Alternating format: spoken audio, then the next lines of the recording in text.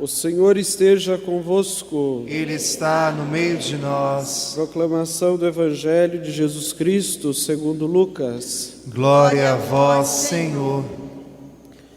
Naquele tempo, Jesus contou uma parábola aos discípulos. Pode um cego guiar outro cego?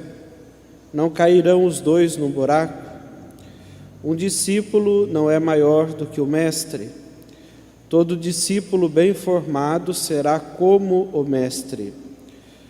Porque vês o cisco no olho do teu irmão e não percebes a trave que há no teu próprio olho?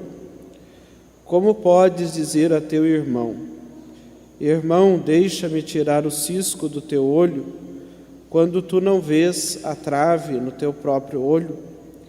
Hipócrita, tira primeiro a trave do teu olho, e então poderás enxergar bem para tirar o cisco do olho do teu irmão.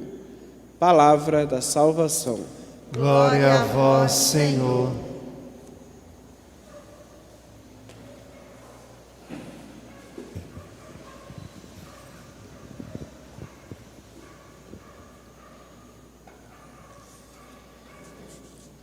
Queridos irmãos, irmãs, Jesus, nesse evangelho que a gente acabou de escutar, nos faz como que duas pequenas parábolas que envolvem o olhar, o gesto de olhar. Os olhos são para nós um sentido essencial, são parte da nossa percepção das coisas e orientam muitos dos nossos valores. Jesus vai falar do olhar, o olho como a luz do corpo, né? Para onde o olho olha, ali o corpo caminha. Os evangelhos também estão cheios dos próprios olhares de Jesus.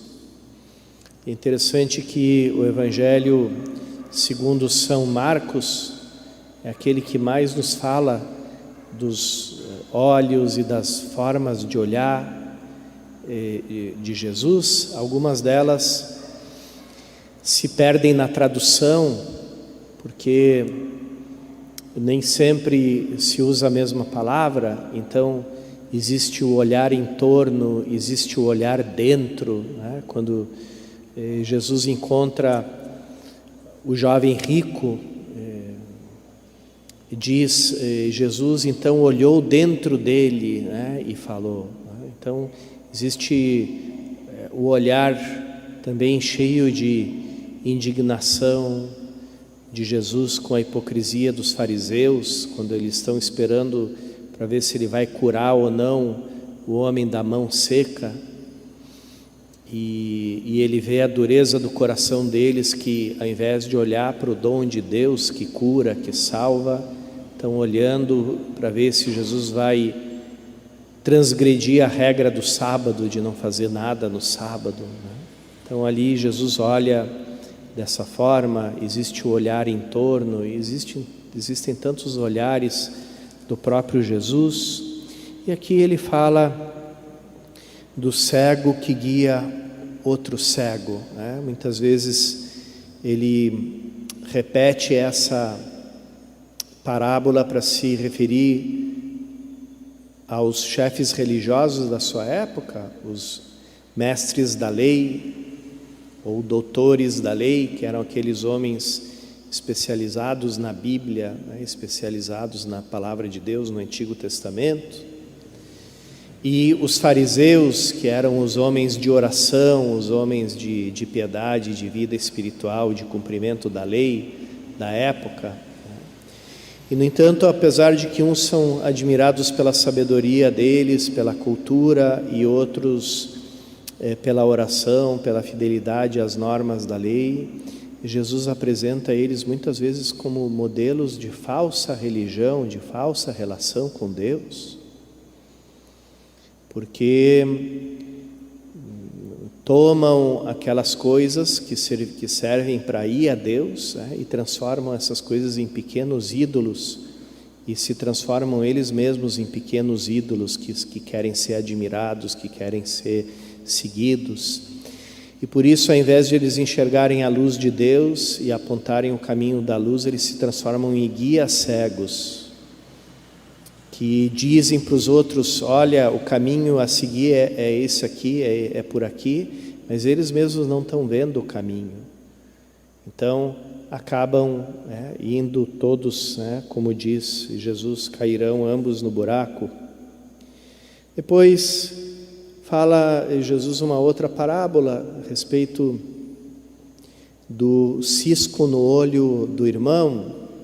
Aqui no Evangelho segundo Lucas, ela aparece nesse contexto dessas pequenas parábolas sobre o olhar.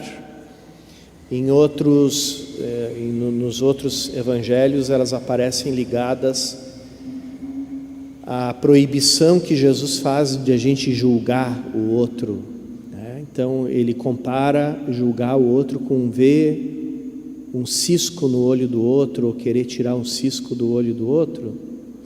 E como é que você vai tirar um cisco no olho do outro se você mesmo tem uma trave no teu olho? Então, no fim, é um reforço daquela mesma parábola dos guias cegos. Primeiro enxerga para depois guiar o outro. Primeiro tira o cisco do teu olho, a trave do teu olho, para poder depois tirar o cisco do olho do teu irmão. E quando a gente julga qual é a trave, muitas pessoas não se sentem representadas nessa parábola, porque dizem, não, mas na verdade eu não estou vendo só um cisco no olho do meu irmão, eu posso ter um cisquinho no meu olho, tenho meus defeitos, tenho meus pecados, mas o pecado do outro, o erro que eu estou vendo do outro é muito maior do que o meu. Então, eu sou muito melhor, sou muito superior moralmente àquele que eu estou julgando. Os meus defeitos são coisas pequenas que quase não incomodam ninguém, mas os do outro, esses sim são sérios. Então, quando a gente está agindo dessa maneira, é nisso mesmo que consiste a trave do nosso olho. Consiste no nosso orgulho, a gente se julgar em condições de fazer julgamento aos outros, quando só Deus conhece os corações. Então, a gente meio que quer se sentar no trono de Deus e ocupar o lugar dele. E essa atitude é uma trave gigantesca que a gente pode ter na nossa vida. Então, cuida primeiro de ti, cuida primeiro da tua santificação, cuida primeiro de procurar viver a vida do reino de Deus que foi semeada em ti no teu batismo. São Paulo fala disso nessa primeira leitura que a gente escutou. Ele nos diz que ele corre pelo Evangelho, que ele corre pela salvação, como um corredor que sabe que muitos estão correndo no estádio, mas que um só vai ganhar o prêmio. Então, ele não corre para fazer uma média, para dizer, fiquei na média entre os que correram mais rápido e os que correram mais devagar. Ele, pelo contrário, ele corre como quem vai ganhar, como quem quer ganhar o prêmio, como quem quer passar, e ganhar esse único prêmio. E ele continua também fazendo essa comparação. Quando os atletas estão se preparando para a sua competição, como eles vivem uma vida tão disciplinada, tão focada, deixam muitas vezes de lado as festas ou a companhia dos outros e outras coisas agradáveis, momentos de lazer que eles poderiam ter, porque eles estão treinando, porque eles estão se preparando para a corrida. E assim tinha que ser um pouquinho a vida do cristão, não uma vida acomodada, uma vida preguiçosa, uma vida que se contenta com o mínimo, uma vida medíocre, mas a vida de quem corre com todas as suas forças, porque o prêmio que a gente está buscando não é a coroa de louros que recebiam os atletas, da época de São Paulo. Hoje eles ainda, pelo menos, recebem medalha de ouro, medalha de prata. Lá eles recebiam a coroa de louro. O louro é essa folha que você põe na feijoada. É isso que eles ganhavam de prêmio. Eu sempre penso assim, o que os atletas faziam depois que ganhavam a coroa de ouro?